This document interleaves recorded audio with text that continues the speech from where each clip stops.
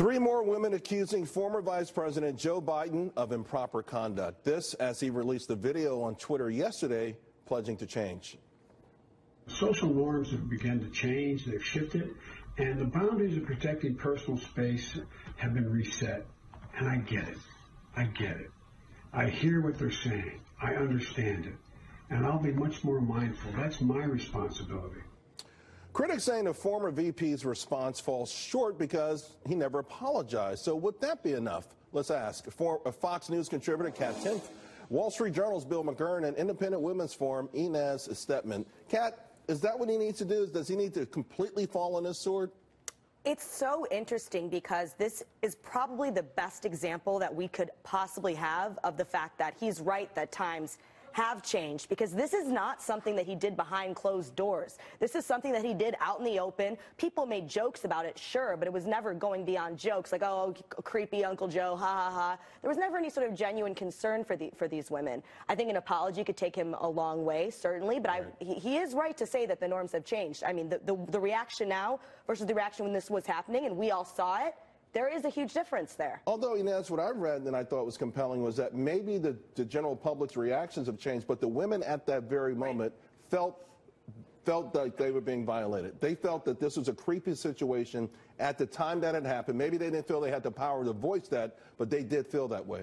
Well, you use the word creepy, and I think that might be the right word. It might be inappropriate. It might be creepy, and certainly these women fairly felt that way. But there were other women who have come out and said that they found these kinds of embraces comforting, that they found it to make them more comfortable, not less. So what we have here is a completely subjective standard, and I think that that is actually dangerous and poisonous in general. What would be the subjective, though? If you've never met him before versus maybe someone who knew him, what that has to play into it then, right? Sure, and we're asking people to guess how people would feel about it. And I think the safe way to deal with this, of course, would be not to, get too touchy-feely with people, especially the opposite sex, that you don't know in a professional environment. That being said, putting this on the same continuum, even with sexual assault, I think does a real disservice to real sexual assault, to real victims. I don't think we should be talking about this kind of behavior in the same breath as sexual assault. Yeah, and Bill, a lot of people agree with that, certainly. But by the same token, people are saying it was a violation of sorts. It's a misdemeanor compared to the, to the drastic things that we've lived with in the last few years. Here's Joe Biden's problem. He's living in today's Democratic Party, which is like living on a college campus with the standards shifting. I think Kat and Inez make two important points on this. On the continuum, I'm a dad of 3 young women. So my continuum is, do I speak to someone and say, knock it off? Or do I punch them in the nose, right? This is probably more you speak to them, knock it off. If my daughter said this was uncomfortable. I think as Kat says, look, Harvey Weinstein, it's no coincidence that when he made his moves, he lured people to his townhouse, right, sure, in private. Joe Biden did it all out in the open, sure, right? Probably out of ego that he thought these people would be pleased by it. The problem is now, within his camp, there's got to be two types of people. Some people are saying, look, we'll go through 3 bad weeks of publicity like Ralph Northam or Justin Fairfax and it'll pass. And the other people say, you're a dead man. No. But Kat, to Bill's point, did the Democrats set themselves up for this? Right. Yeah, they absolutely did. I understand why these women would have been uncomfortable with this. I certainly don't want anyone nuzzling my head other than like my cat. I like it when my cat nuzzles my head, but that's a little different than Joe Biden. I think that there's going to be a war within the campaign in terms of what to do about this. I think that you need to be really careful what we cancel people over, though, especially when this is something that was clearly everybody thought was okay back in the day because nobody said anything really seriously about it until now, really. Right. I mean, other than jokes. And making jokes is different than now people saying, hey, I was uncomfortable. And I think we need just to make sure when we talk about these sorts of things that we take politics out of it, even though that's what people want to go to. Oh, this guy's on the other side. Let's make him, he's that toast. Always is either a mitigating or a magnifying factor. Absolutely. Which I think hurts the entire cause itself. But I do want to ask you all about President Trump's tweet that said, welcome, Joe. Welcome back, Joe. I'm presuming everyone has seen it. Your thoughts on President Trump weighing in on this?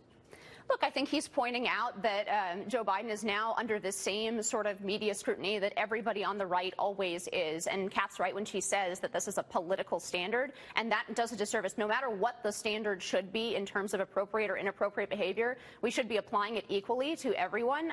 And what we see now is that as long as you're firing right and saying somebody to the right of you, which the Democratic Party now sees Joe Biden sort of on the right edge of its party, as long as you're firing right, this is an acceptable standard. But if you're going left, as we saw, you just mentioned the governor of Virginia, the vice governor of Virginia, if you're firing left, you can survive these kinds of allegations and much, much, much worse. Right. Political hit job, though, Bill? Yeah, look, it probably is. You know, why are they all coming forward now when this has been out there for a while? I think the bigger problem that he has is, if he wants to win the nomination, is he's trying to look, as he tries to look increasingly woke, he's looking increasingly weak. And I don't think the Democrats can run a weak candidate against Donald Trump, and that's his problem. And this isn't the first thing he's qualified. Is that what the Trump tweet was all about, Kat? I mean, we know maybe he had several meanings, but you know, it's out there. It's having a lot, you know, fun at Biden's expense, but it might also be saying, hey, you're probably dead in the water now. What do you think? I think that it's just because Trump is Trump and he cannot resist the urge to make fun of someone else on Twitter. In this case, I think he might have been better off not doing so. If we can remember back when he was running for election, there were quite a few allegations made against him. And I don't think he would think it was funny if people were tweeting about those. I think that he should leave this alone, and I think it is going to go away. But again, Trump doesn't really care what I have to say. That's what makes him Trump. He's going to just do what he wants to do. Yeah, and you know, who knows? It's maybe it's better for Biden that this is out now rather than later. We'll see. Thank you all very much. Really appreciate the conversation. And while many are looking for an apology from Joe Biden, why Karl Rove says if he has any shot at winning, Biden needs to stop apologizing. What? We're going to ask Karl what he means later in the show. But first, Chicago Police Union just holding a press conference about the prosecutor who dropped charges against Jussie Smollett. What they're telling her to do now. That's next.